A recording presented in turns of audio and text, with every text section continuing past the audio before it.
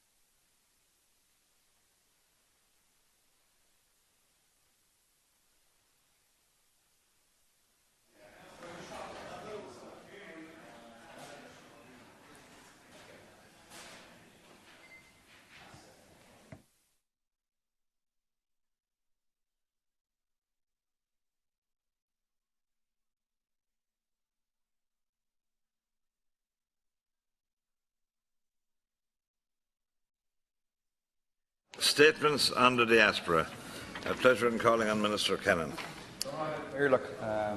Shanadori, agus colleagues, I'm very happy to have the opportunity to be here today to address this House on diaspora affairs and to give an update on my work as Minister of State for the Diaspora and International Development, particularly as that work applies to our diaspora community worldwide. My work is guided by the Government's diaspora policy, the Global Irish, published in 2015, and this was the very first clear Irish Government policy on the diaspora, which recognises that Ireland has a unique and important relationship with its diaspora that should be nurtured and should be developed. And with the publication of Global Ireland 2025 last year, the Government committed to the development of a new diaspora policy in 2019, and that policy will be published in the first quarter of next year. And that's going to require a new strategic approach to supporting our citizens overseas and to developing diaspora networks internationally, including our traditional affinity and return diaspora. In the coming months, we are going to undertake a consultation process on the development of this policy, and stakeholders will obviously include people at home, in government, and in particular our diaspora groups and representatives of Irish communities around the world. Consultation meetings will be held around Ireland and by our missions abroad at various locations. And the vision of Ireland's diaspora policy is a vibrant, diverse, global Irish community connected to Ireland and to each other.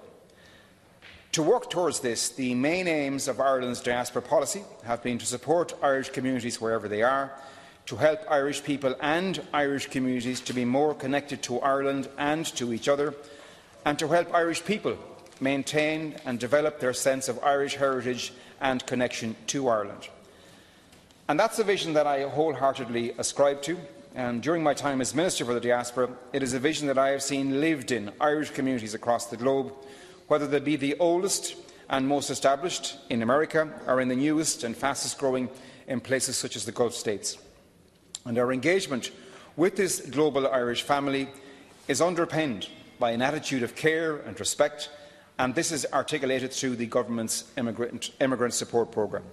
This programme has been in operation since 2004 and has an emphasis on supporting culturally sensitive frontline welfare services targeted at the most vulnerable members of our overseas Irish communities.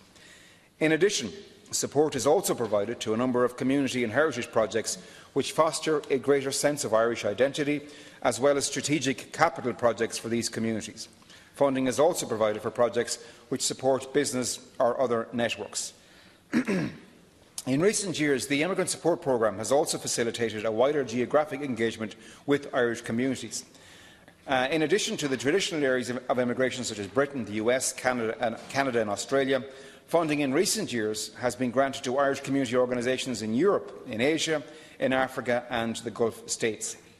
Since its establishment, over €170 million has been disbursed through the programme to Irish communities worldwide, and this year alone there are applications on hand right now for a total amount in excess of €21 million, involving over 470 projects from 300 organisations, requests for funding are far outstripping our budget.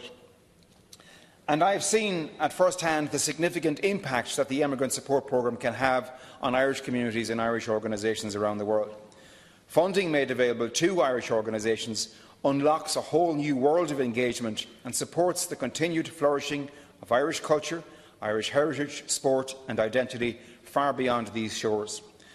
And that's why I am particularly pleased to announce today an increase of €1 million in the allocation for the Emigrant Support Programme of 2019, rising to €12.9 million from €11.59 million last year. The Emigrant Support Programme, it is the most tangible expression of Ireland's care for and the value it holds in its emigrants and its diaspora. This increased budget is a clear demonstration of the Government's commitment to our diaspora, and this increase is something to be welcomed, and I would hope to see this investment built on further in the coming years.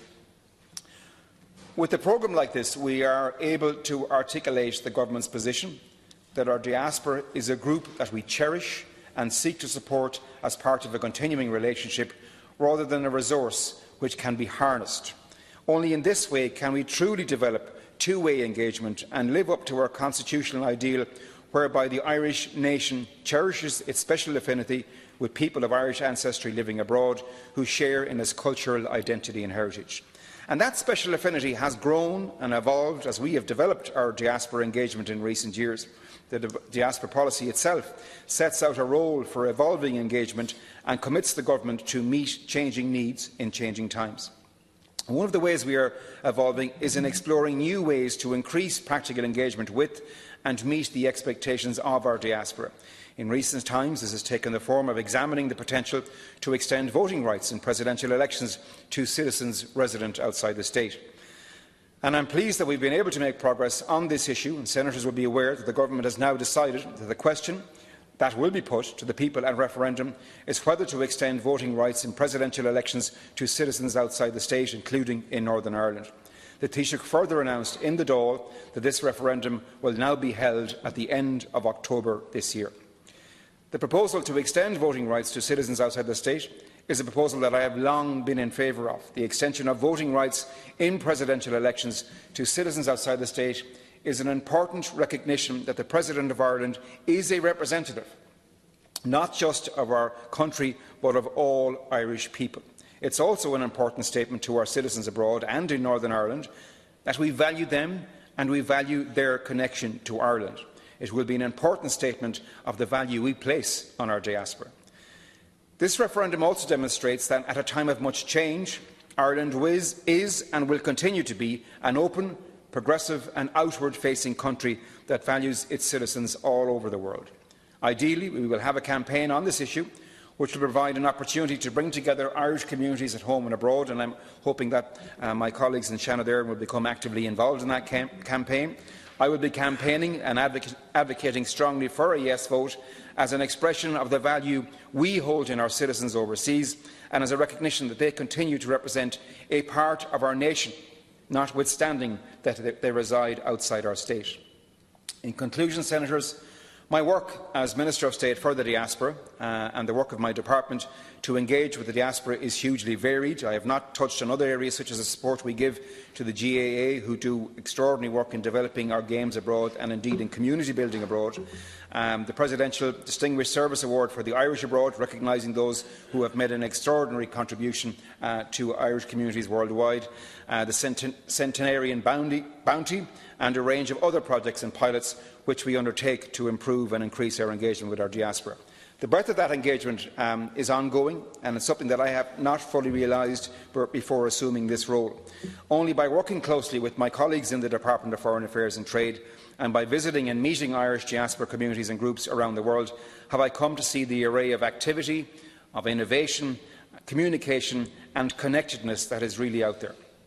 It is my goal as Minister of State for the Diaspora to be a voice for the Irish diaspora in government and here at home, and as we prepare to travel for the St Patrick's Day period, when the Taoiseach and ministers will engage extensively with Irish emigrants, Irish communities and our affinity diaspora across the world, I look forward to meeting more of our global Irish family and making sure that their concerns are given a platform. Thank you. Thank you, Minister. And Senator Ned O'Sullivan. You have 8 minutes. And I welcome the Minister to the House, and I certainly commend him in his activities on behalf of the Irish diaspora, and he will certainly have the fullest cooperation from my party in that regard. People often ask what does the diaspora stand for. Well, I'll show off a bit of classical scholarship. I studied the ancient Greek, and the Greek word diaspora effectively means the scattering abroad. And the ancient Greeks set up colonies right through the Adriatic and the Aegean seas, and they regarded these colonies as part of Greece itself, far-flung though they were, and they maintained very tight relationships with them, and they funded them, and it was one of the reasons why most of our modern culture today is founded on the Greek as well as the Roman. And it's a leaf we should be taking from their book, and I'm glad to see, Minister, that you do cherish our diaspora, as does every person here in both houses. Cathaoirleach, 70 million people claim Irish ancestry living overseas, which is a huge scale and a huge reach for us as a small island nation. My party, Fianna Fáil, has long recognised the significance and potential of this. We were the first party to appoint a designated spokesman on the diaspora, and we were one of the very first in with a policy document on the diaspora. We are committed to supporting our diaspora through continued funding of the Immigrant Support Programme, and I welcome, Minister, your announcement this morning of increased funding in the coming year for this. It is very important. There are a number of questions I could dwell on, but I'll just pick a couple, in the time allocated to me. Extending the voting rights to Irish citizens living abroad in the presidential election is something that's been tossed about for a while. It is one meaningful and concrete way in which we can show our appreciation for our diaspora. Now, obviously, there's a caveat in that which I'll come to later. It's not going to be so simple, but it is important that we would pursue it and have results on it. We also, Fianna Fáil, strongly advocate for the undocumented Irish in the US, especially focusing on the removal of barriers, Cathaoirleach, for those who wish to travel home and who are living constantly in the shadows and who have to miss important events like funerals of parents and other events of that nature. With modern technology, Minister, you will know that engagement is now much easier with the widespread diaspora.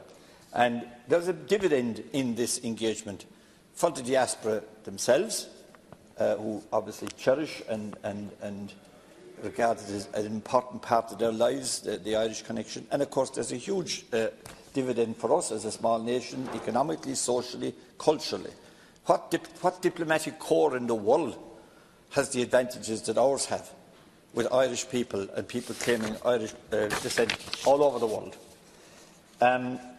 On March 17, the Government announced that a referendum would be held to amend Article 12 of the Constitution to allow Irish citizens outside the state, including Northern Ireland, to vote in presidential elections. This decision is in line with the recommendations of the Convention and the Constitution. The Convention did a number of polls, and they showed